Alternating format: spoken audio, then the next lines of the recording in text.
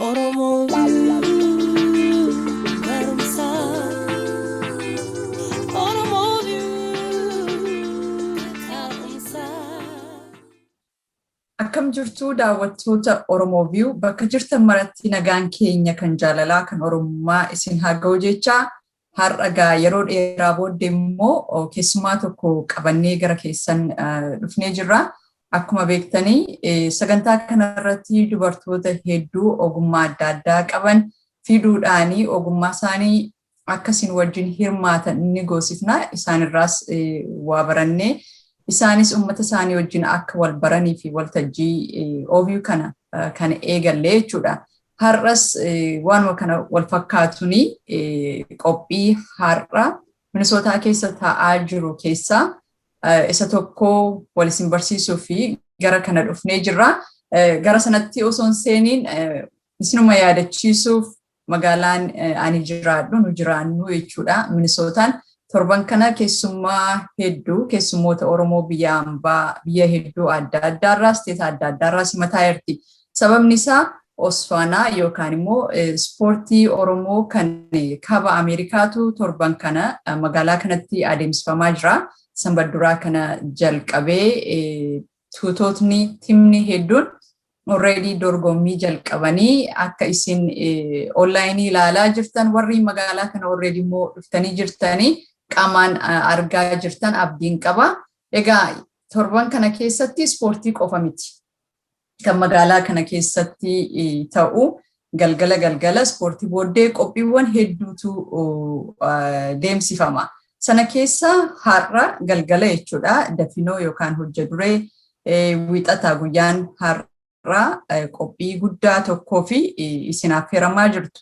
Innis muuvii yookaan filmii Oromoo haaraatu magaalaa keenya keessatti mul'achuuf deema. Filmiin sunis Hirbuu Seenaa jedha.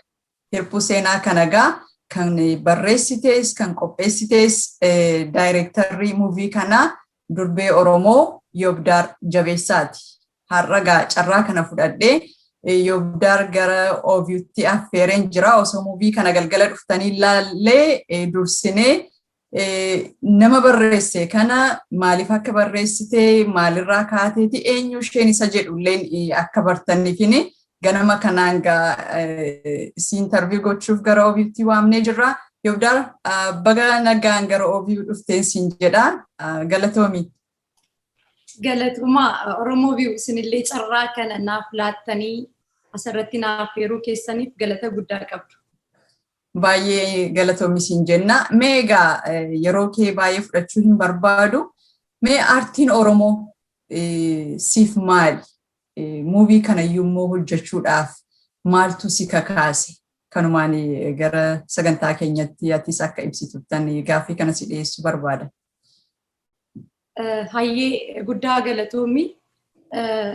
Maaltu si kakaase filmii kana hojjechuuf hinaaffaan aartiidhaaf qabuutu kana na kakaase. Aartiin keenya baay'een irratti hojjetamaa tureera.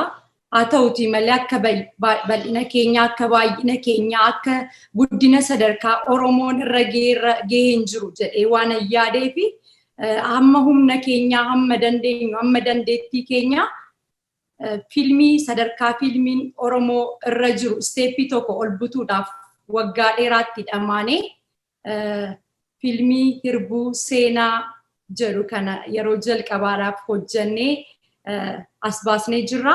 Kan kanaaf nagee hinaaffaa Oromummaa, hinaaffaan aartii koodhaaf qabudha. Hedduu galatoomi. Hinaaffaan Oromummaa, hinaaffaa aartiif qabuutu kan hojjedhu na taasiseette. Yeroo baay'ee yoogaa OVU'n hordofta yoo ta'e dabarree hiriyoota koo wajjin gara sagantaa kanatti kan nama fidnu. Asumaanuu daawwattoota keenyaaf himuudhaaf har'a lalistuu fi taleeleenii hedduu bizii ta'anii egaa nama baay'ee simataa jirra. Keessummaa wajjin hedduu bizii ta'anii qophii adda addaa keessatti hirmaataa jiru. Nus OVU kana hinaaffaadhaan jalqabne. Waan akkasii waan hin jirree fi maaliif sabni keenya siin qabaatu waan jedhuudhaan hinaaffaadhaanii eegallee egaa dubartoonni baay'ee onnannee waa jalqabne jechuudhaatis onnatteetu waan gaarii kana nuuf fiddee gara kana dhuftee jirta. Kan biraa muuvii kana kan amma nuti ilaaluuf deemu kanaati barreessitee kana hedduunsaa taatonni keessatti hojjetan hundumtuu akka haaraa ta'anii odeeffadhe. Haala ati itti hojjettes daayirektaroonni si gargaaranis atis daayirektara warra waan kana hojjechuudhaaf si gargaaran hundumtuu haaraadha immoo bifa baay'ee ammayyaa ta'een bifa kanaan dura hin baramneetiin hedduu irratti invest gootaniitu hojjettanii mee haala isaa cuunfaadhumaan nu himuu dandeessaa? Hayyee galatoomi kun gaaffii baay'ee miidhagaadha. Egaa anaaf aartii jechuun gola nama wayii tokko keessa galtee wanta argite tokko wanta hin barsiisa jettee yaaddu tokko baastee uummatatti hin barsiisu bashannansiisu seenaa yookaan duudhaa keessatti argaa guddanne tokko dinqa seenaatti galmaa'uu qaba jedhee wanta yaade tokko dhalootaaf dabarsuun akka haadha Oromoo tokkotti akka dubartii Oromoo tokkotti akka nama dandeettii kana qabutti ta'uu qaba jedhee waan yaadeefidha wanta kana yeroo dheeraa dura ulfaa'ee ulfi kun dhalate yeroo dheeraa duradha kanan itti yaadee wanta kana barreesse yeroon gara kana dhufu baay'ee itti yaadee dhugumadha. Ijoolleen as keessatti taatotni hojjetan hundi isaanii haaraadha. Garuu immoo akkuma odeeffatte yoo rabbi jedhe har'a galgala ilaaluuf deemta baay'ee haala nama ajaa'ibuunidha kan isaan hojjetanii. Isaanis hinaaffaa eenyummaa isaaniirraan kan qaban aartiin keenya guddachuu qaba jedhanii yeroon qabanii hojii hojjetu daa'imallee warri qaban jiru meedikaal dooktaroota fa'aadha piroofeeshinii isaanii keessa jiranii garuu immoo hojjechuu qabna isteeppii tokko ol ceesisuu qabna jedhanii halkaniif guyyaa itti dadhabaniitu kan hojjenne fiilmii kanaa jechuudha. Ana qofa miti ittaanaanii daayirektaraa Caalii Yaadasaa Minesotaatti argama. Baay'ee nama gaarii nama aartii guddina aartii Oromoo irratti hinaaffaa guddaa qabu fi yeroo baay'ee obsaan wanti tokko wanta hojjetu tokko xiinxalee nama hojjetudha. Asumaan soon hin dagatiin warri Minneapolis naannoo ishee jirtan dhugumaan ummati Oromoo diiyaasporaa nama akkasii dandeettii akkasii qabu abbaa gibee piroodakshinii Caalii Yaadasaa guddaa galateeffachuun barbaada. Kaameeraa waraabbii irratti gara kana fiduu irratti yeroo tokko chaalenjoonni baay'een turaniiru qaawwa jiru duuchuu irratti baay'ee nu gargaareera. Taatotni kunis fedhii isaanii irraanii Oromummaa isaaniif jecha eenyummaa isaaniif jecha wanta tokko hojjannee darbuu qabna maqaa keenya dinqa seenaatti galmeessuu qabna jedhaniitu itti galanii haala baay'ee nama ajaa'ibuun keessa baanee jirra. Keessumaa immoo yeroo darbee Juulaay 21 Las Vegaasitti eebbisiisnee turre reaakshinii uummatarraa arganne deebiin uummatarraa arganne booree nutti godhee jira sirriitti sappoorti nu godhanii nu gammachiisanii hojii keenya baay'ee jaallatanii jiru. So saksasiin keenya tokkummaa keenyarraa kan ka'e saksasiin keenya wal dhaga'uu keenyarraa kan ka'e saksasiin keenya yookiin immoo bakka geenye waan gaarii hojjechuun keenya jaalala eenyummaaf jaalala Oromummaa keenyaaf qabnurraan kan ka'e jedheen yaadaan hundi isaanii dhugaadha haaraadha baay'ee milkoofneerra asumaan taatota hirbuu seenaadhaanii guddaa galatoomaa jechuullee barbaadan. Hedduu gaariidha. Mee amma namni yeroo baay'ee afaan keenya guddisuu, aadaa keenya guddisuu inuma haasofna miti afaaniin. Afaan keenyas kan guddatu, aadaan keenyas kan guddatu yoo fiilmii muuvii akkasii fa'aa baay'inaan hojjetame yeroo hojjetamu immoo yoo baane ilaalle namoota hojjetan kana yoo jajjabeessine baruulee adda addaa yoo baay'inaan barreeffaman waa isa barreeffame immoo uummanni Oromoo bitatee dubbisee namoota sana yoo jajjabeessedha. Mee yeroo baay'ee dubartoota keessattuu baay'ee hin jirane amma biyya ambaa kana keessatti dubartiin Oromoo muuvii barreessitee hojjettu ati lammaffaan itti fakkaata kanneen amma yoonaa beeku kanneen hin beekne jiraachuu danda'u. Biyyatti sinuma jiraatu. Gaa biyya ambaa kana keessa turre waan biyya baay'ee odeeffannoo hin qabnu akka jiran garuu abdiin qaba. Yeroo dubartii taatu immoo chaalenjiin isaa akka saalaatti iyyuu jabaata miti. Mee biyya ambaa kana keessatti bu'aa ba'iin hirphuu seenaa kana hojjechuudhaaf keessa dabartan xiqqoo osoo nu tuttuqxee daawwattoonni keenya amma tokko mee irraa dhaga'an. Gaaffii baay'ee miira na tuqudha kanatti na gaafatte ulfaadhu. Bu'aa bahii kan jettee fi ganama kaanee hojii keenya deemnee haqa namaa toon tuqin nyaannee buluuf maatii keenya jijjiiruuf illee yeroo ganama baanee galgala gallu bu'aa bahii baay'ee keessa dabarreetudha. Kun beekamaadha. Fiilmii kana hojjechuudhaaf dhugaadha. Bu'aa bahii baay'ee keessan dabarree jirra. Keessumaa immoo anaa fi yeroon itti hawaasa Oromoo magaalaa Las Vegas dura teessuu ta'ee yeroon itti tajaajilaa ture irratti fiilmii kana kanan hojjedhe. Kanarratti yeroo waraabbii isaa jala geenyu garaatti illee baadha ture. Ijoollee baay'een qaba. Haadha manaadha. Hojii full time hojjedha. Haalliin keessa darbe dhuguma baay'ee nama dadhabsiisa. Haa ta'uti malee mana koo keessaa nama jabaa na bukkee dhaabbatu na deeggaru. Ijoollee koo narraa qabee na gargaaru abbaa manaa koo, hiriyaa koo, abbaa ijoollee koo, ulfi koo bara dheeraa kun akka galma ga'uu fi kan na gargaare isadha. Mana keessaa humna hin qaban ture. Bu'aa bahii baay'ee keessa yeroo tokko taatotni tokko jalqabsiistee bakka garaa keetii yeroo ga'uu diddu haalli jijjiiruun hin jiraata ture. Wanta baay'eetu jira. Wanti asirratti hin ibsamne garuu immoo wanta jalqabde wayii tokko adda kutuu toon taane yoo dadhabde irraa boqochaa garuu immoo yaada jalqabde tokko kaayyoo kee galma ga'uu fi waa sacrifice gochuun kan jirudha. Goonee geenyeerra, mooneerra, waaqayyos nu gargaareera. Bu'aa bahii baay'ee keessa dabarree as yeroo dheeraadhaaf wanta abdii nama kutachiisu baay'ee nama dadhabsiisutu ture. Akkuma sila sitti muuf yaade baatee namummaa kee toon jijjiirin nyaattee haqa namaa toon tuqin ooftee yeroo galtu kastamara adda addaa siquun nama hojjetaa wanta baay'ee keessa dabarta. Kun immoo wanta hawaasa bal'aa kanaan bira ga'uudha, barsiisuudha, bashannansiisuudha, seenaa dhalootatti dabarsuudha waan ta'eef itti dadhabameera. Dadhabbii keenya kana immoo galmaan geenyee jirra. Amma dhumaatti immoo galma geenye kan jennu waan hojjetame kana ummati Oromoo dhufee yoo irraa barate, yoo itti bashannane, yoo quba nu qabe, yoo nu gorse. Sababiin isaas gara fuulduraatti hojii kanatti fufuu qabna waan ta'eef yoo ta'e hamma dhumaatti immoo galma geenyerra jedhee yaada. Bu'aa bahii keessa dabarree jirra.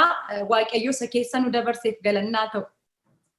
Ameen galannaa ta'u. Egaa akkuma ati jette dubartii ta'anii hawaasa kana keessatti qooda fudhachaa ilmaan guddisaa full time hojjechaa teessee immoo waa barreessuun ani waan sana keessattis guddadheef jiraadheef baay'ee naa gala salphaa miti.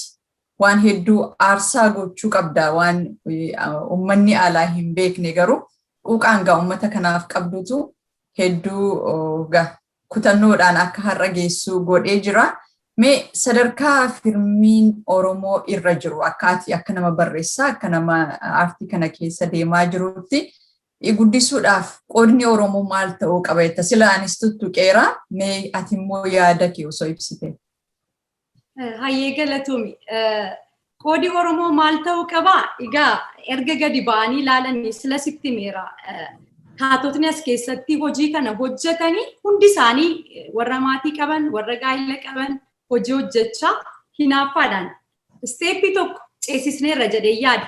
Erga nuun ijoollee wajjiniin haadha ijoollee taane, hawaasa geggeessaa, haadha manaa taane, hojii full time hojjechaa kana hojjenne uummata Oromoo warra keessumaa immoo maatiin horanneef maatiis horatanii haalli isaanii mija'urraa baay'een eega. yeroo tokko callisnee aartiin Oromoo hin guddanne akkas ta'uu qaba akkas gochuu qabna jedhanii yaada laachuun gaarii ta'ee otoo jiru garuummoo an Oromoof maalin hojjedhe an Oromoof maal gochuu qaba aartii kana guddisuu keessatti gaheen koo maali isa jedhu irratti Oromoon marti itoo of ilaalee gaarii natti fakkaata. Aartii Oromoo guddisuu irratti dhaloota haaraa ol baasuudhaa fi dhalootni aartii akka jaallatuuf sadarkaan nuun itti hojjechaa jirru genereeshinii haaraa kana kan hawwatudha. Genereeshinii haaraa kana kan ofitti harkisudha. Akka isaan ilaalanii gara hojii kanaatti galan kan godhudha isa jedhu ilaalcha keessa gashine aadaa ammayyaa wajjin wal simsiisnee haala ijaan namatti tolutti haala miira keenya harkisuu danda'utti hojjechuutu nurra jira eeyyee hojjetamee jira afaan Oromoo akkuma hundumti keenya beeknu reediyoo cabsaa jedhamee sadarkaa sanarraa ka'ee as ga'umsaa gaariidha haa ta'uti garuu immoo gahaa miti so hundi keenya ofaa ilaalluun ergaa godha. Baay'ee gaariidha. Daawwattoota keenyaa isin yaadachiisuudhaaf fi barreessituu fi daayireektara Hirbuu Seenaa muuvii galgala kana Minneapolis Minnesota keessatti mul'achuuf deemu Yobdaar Jabeessaa wajjin kan mari'ataa jirru haasa'aa jirru mee gaaffii kosattaanutti osoo hin ceen dura daawwattoonni keenya muuvii kanarraa xiqqoo ishee akka ilaalan carraa kennaa fi muuvicha booddeemmoo walitti deemu. Hirbuu Seenaa. Seenaa miidhagaa fi hawwataan kan ijaarame sadarkaa teknoolojii fiilmiin addunyaa irra gahe qulqullina suur sagalee bareedaan kan hojjetame barreessituu fi daayirektarri Yobdaar Jabeessaa. Maannaaf hin mattaati. Eenyummaa ofiif hadhaa unachuu ganda baadiyyaa Oromiyaa irraa hanga biyya Ameerikaatti mudannoo yookaan bu'aa ba'ii jiruuf jireenyaa aarsaa jaalala dhugaa fi ta'iiwwan biroo waliin ergaa jabaa kan qabatee isiniif dhiyaate fiilmii afaan Oromoo haarawaa Hirbuu Seenaa. Oromoo ta'uu kun kamiin barte? Dhugumaan lolaa jirta? Baasi qabadhi dee. Yeroo dhiyootti magaalota biyya Ameerikaa fi Oromiyaatti daawwannaaf ni dhiyaata. Maantaalee? Afoolaa fi jechoota mimmiidhagoon kan faayame. Wala? Produkshinii gibeetiin qindaa'ee kan isiniif dhiyaate. Gombikaa keenya keessaa nyaatanii daaraatti naqani. Fiilmii afaan Oromoo haarawaa Hirbuu Seenaa. Bashannanaa barachuuf Hirbuu Seenaa daawwadhaa.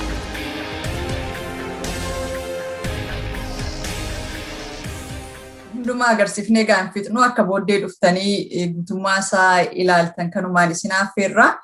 Egaa har'a Juulaay 26 magaalaa Minneapolis keessatti agarsiifamuu fi qophii hundumaa xumurtaniitu. Egaa nyaanni qophaa'ee hojjetamee qophaa'ee dhiyaateera jechuudha.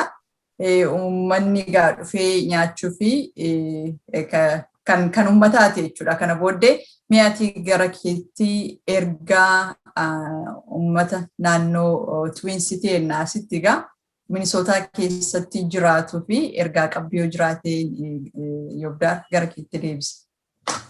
Hayyee galatoomii ammas egaa ergaan qabu fiilmii kana yeroo laaltanii quba wal qabuuf qofa otoo hin taane irraa bashannannee barachuufidha. Akkuma sila tuttuquu yaadetti ani haa barreessu iyyuu daayireektii haa godhu iyyuu malee hundi keenya gahee keenya itti baanee jirra.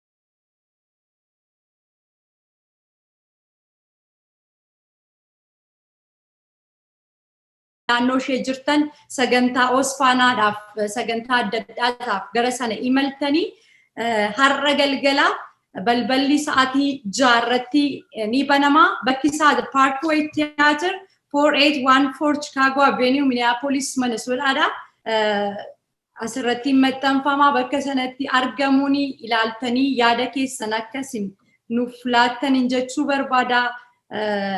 Nu jajjabeessaa artii Oromoo gara fuulduraatti haa ceesisnu, quba walaa qabnu, walaa gorsinu, utubaa waliifaa taanu, dhaabbata waliifaa taanuun dhaamsa koodha. Hedduu galatoomii Dargaa har'a dafinoodha. Wixata yookaan hojjechuudhaadha. Waan baay'ee si gaafachuun barbaada. Gara fuulduraatti OB kanatti deebitee innuma dhuftee dheenaaf dadha. Kanumaan goolabuuf garuu osoo hin xumuriin dura mee carraa kana fudhattee namoota galateeffachuu barbaadu yoo jiraateen carraa sii kennee egaa sagantaa keenya har'aa kan OB asumarratti xumurree uummataafis irra deebinee teessoo bakka qophichaa ibsina. Hayyee galatoomi. Duraan dursee Waaqayyo kaayyoo koo yookiin immoo hawwii koo bara ijoollummaa isa galmaan naagee Waaqayyoon guddaa galateeffachuu barbaada. Ittaansuudhaanii nabukkee faayinaanshalii ijoolleen irraa qabuudhaanii yeroo tokko wanta hin jedhuun olitti abbaa manaa koo baay'ee galateeffachuu barbaada. Baay'ee sakrifaayi godhee wanti kun akka galma ga'uuf ana wajjiniin isan galateeffadhaa. Taatota as keessatti ta'anii hojjetaniif waan tokko malee Oromummaaf jechadha kan isaan hojjetanii hojii isaaniirraa hafanii itti dadhabanii baay'ee dadhabbii guddaadhaan hojjetanii isaaniin baay'ee galatoomaa ulfaadhaa jechuu barbaada. Gibee production caalii yaadassaadhaan yeroo biyya kana dhufee waraabu yeroo itti sa'aatii 2 rafnee hojjechaa turreetu ture.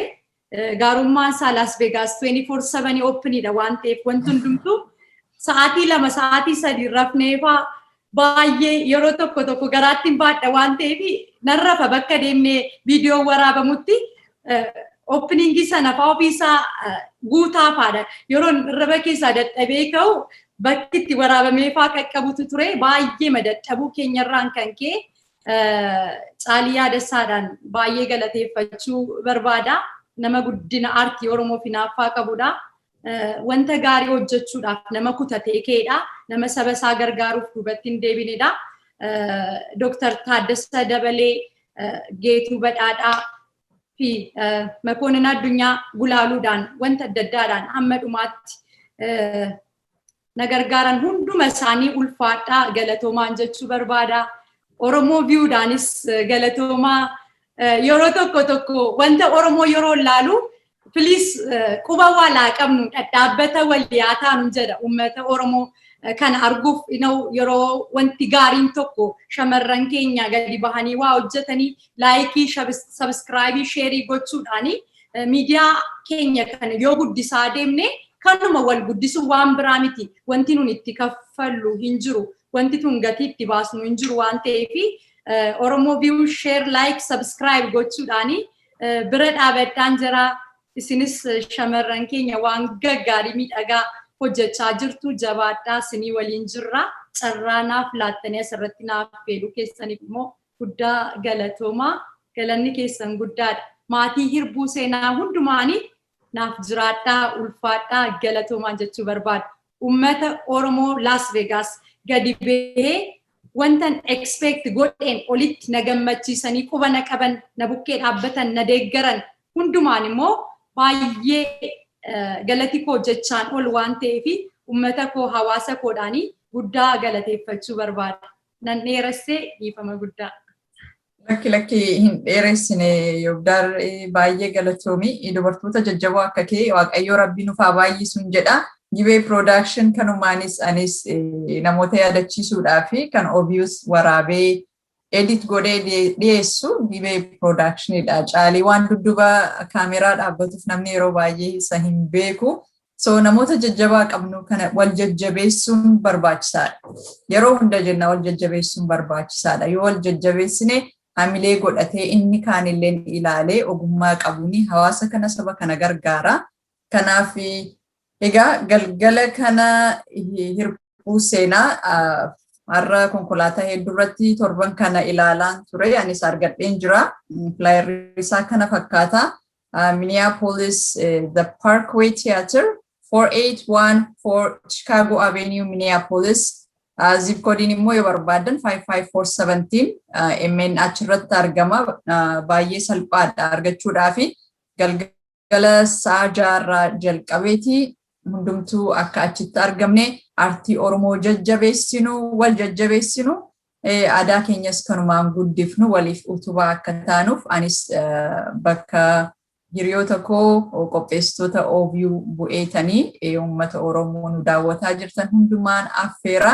Carraa kanaanis ati yeroo gabaabaatti si affeerree yoo gara kana dhuftee yaada kee fi waa'ee muuvii kana wajjin hirmaachuu keetiif hedduu galatoomii jabaadhu. Isa lammaffaa isa sadaffaa isa baay'eedhaan akka walitti deddeebinu nan amana inni kun isuma jalqabaadha. Kanaan hinaafuu jechuufani.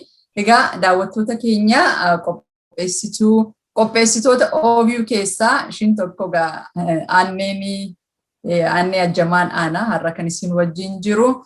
Kanumaan galgala walitti deebinaa bakka qophiitti sagantaa kanumaan immoo xumurraa qophii kan biraatiin yeroo biraa walitti dhufnutti bakkuma jirtanitti nagaan nuuf raasniin jennaa fayyaa nu ta'a. Galatoomii Annee. Galatoomii atis. Oromoo